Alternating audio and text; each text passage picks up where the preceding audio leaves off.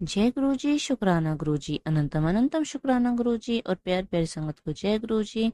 संगत जी, आज का सत्संग आंटी जी ने अपने ही वॉइस में हमारे साथ शेयर किया है। अगर सत्संग पसंद आए तो वीडियो को लाइक करके चैनल को सब्सक्राइब करना, और आप भी अपना सत्संग शेयर करना चाहते हैं तो डिस्क्रिप्शन बॉक्स में नंबर और ईमेल आईडी दिए हुए आप वहां पे कर सकते हैं। आइए सत्संग की शुरुआत करते हैं। जय गुरु जी, शुक्राना गुरु जी। यह मेरा 11 सत्संग है। मैं अपनी बहन जो लुधियाना में रहती है 2023 के सावन के बाद उससे जुड़ी हूँ। उन्होंने क्या जोड़ा, मुझे तो गुरु जी ने जोड़ा है। इसके लिए गुरु जी का अनंतम अनंतम शुक्राना। मैं मंत्र जाप के साथ यह सत्संग शुरू करती हूँ। ओम नमः शिवाय, शिवजी सदा सहाय।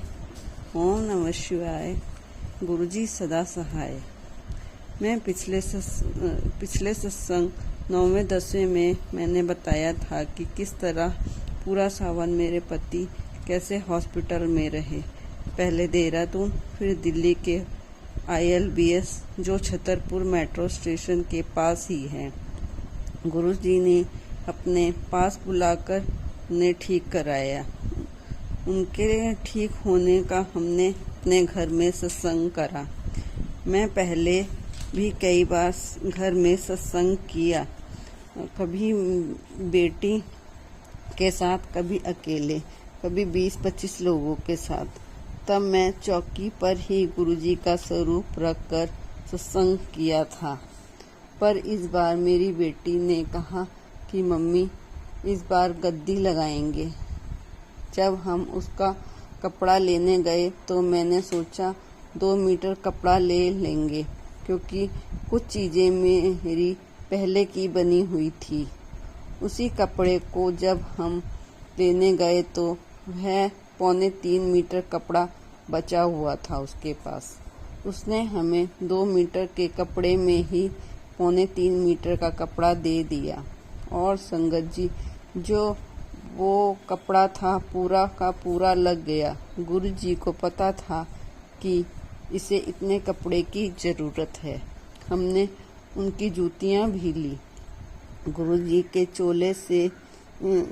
चोले में सिल्वर कलर के सितारे थे, पर हमें गोल्डन जूतियाँ मिल रही थी। फिर मुझे एक जूतियाँ पसंद आई, पर मेरी बेटी को वो ज़्यादा पसंद नहीं आई। पर गुरुजी ने उसे थोड़ डाला कि ये जूतियाँ मेरी ड्रेस से मैच कर रही हैं, क्योंकि चोले में भी सितारे थे और जूतियों में भी सितारे लगे हुए थे। फिर हमने वो जूतियाँ ली। फिर जब हम चुन्नी लेने गए तो काफ़ी बड़ी दुकान थी, पर हमें उसकी दुकान पर सिल्वर कलर के वर्क की चुन्नी नहीं मिली। वो कह रहा था डाई करवाने की, लेकिन हम डाई के चक्कर में पड़ना नहीं चाहते थे। पर हम जब छोटी दुकान में गए तो हमें वहाँ चोले के मैचिंग की चुन्नी मिल गई।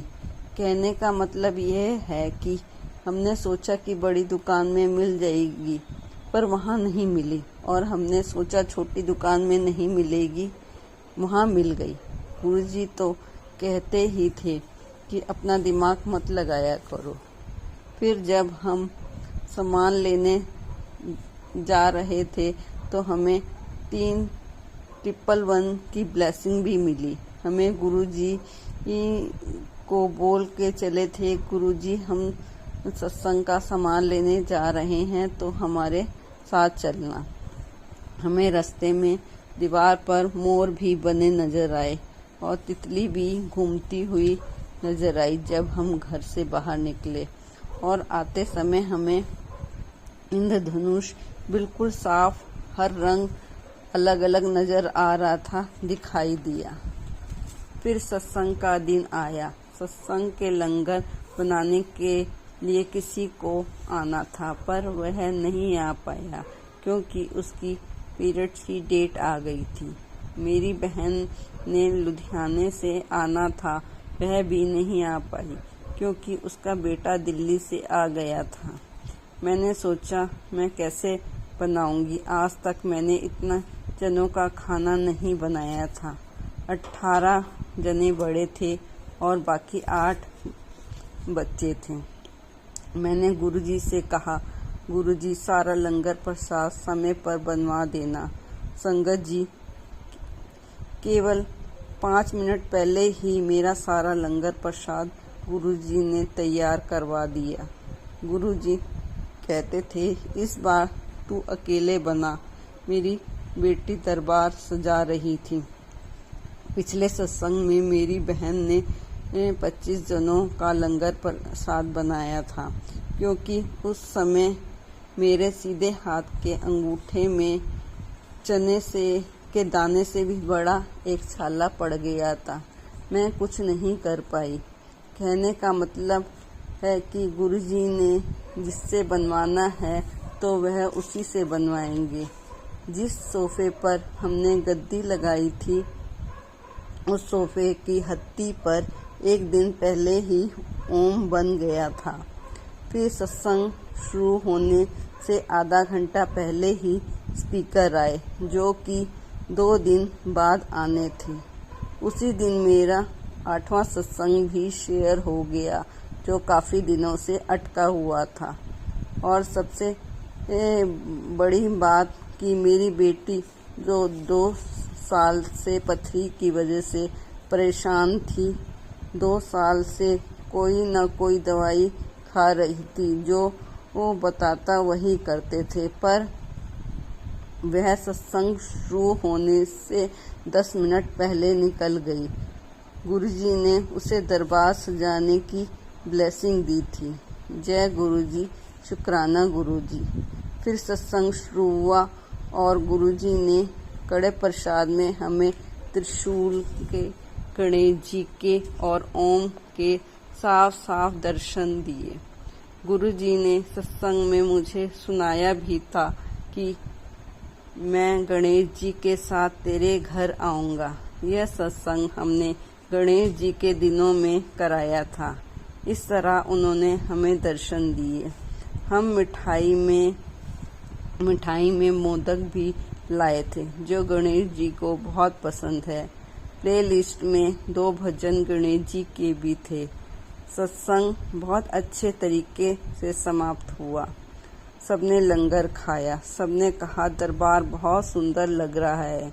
जिसकी पिक मैं भेज रही हूँ, उसमें मेरी बेटी ने त्रिशूल और शिवलिंग भी बनाया था। सब गुरुजी ने ही करवाया था और गुरुजी ने इतनी सारी ब्लेसिंग भी दी। शुक्राना गुरुजी, हर पल का अनंतम अनंतम शुक्राना गुरुजी। एक संगत सोच रही थी कि मैं गुरुजी के स्वरूप की प्रिंट आउट कराऊंगी।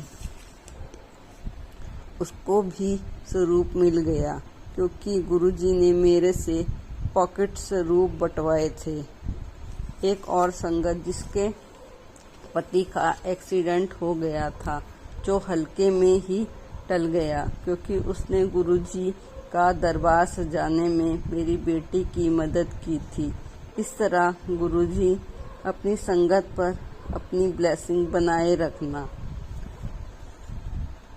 मैं पिछले 9वें 10वें सत्संग में बताया था कि मेरे पति किस तरह 1 महीना हॉस्पिटल में रहे। मैं इनकी दवाइयाँ के पत्ते भी गुरुजी से ब्लेस करवाती हूँ।